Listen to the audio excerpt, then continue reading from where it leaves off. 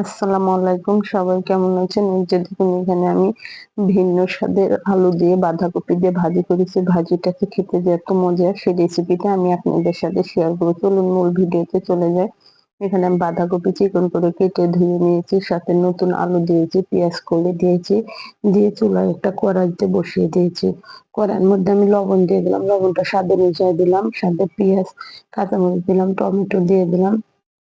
এখানে আমি হলুদ দিয়ে দেবো, আদা রসুন বাটা দেবো, দিয়ে একটা ঢাকনা দিয়ে ঢেকে দেবো একটা ভাপ আসার জন্য। যখন এখানে আদা রসুন বাটাটা অবশ্যই পরিমাণ অনুযায়ী দিতে হবে। দিয়ে ঢাকনা দিয়ে ভাপ আসার জন্য ঢেকে দিলাম। আর এই ভাজিটা যে খেতে এত মজাদার, আপনারা একবার হলে এই ভাজিটা করে খেয়ে দেখবেন যে কত মজা লাগে। দেওয়ার পরে এই যে ঢাকনা দিয়ে ঢেকে দিলাম। একটু পর প্রচুর পানি উঠেছে এখানে। এই পানিটা আমি নেড়ে চেড়ে এভাবে শুকিয়ে নেবো। এবার নাড়তে নাড়তে পানিটাই ফুটে, চুলার জালটা কিন্তু হাই হিটে রাখার চেষ্টা করবেন। বেশি কিন্তু লো আঁচে থাকলে বাঁধাকপিটার কালারটা কিন্তু চেঞ্জ হয়ে যাবে, খেতে কিন্তু ভালো লাগবে না।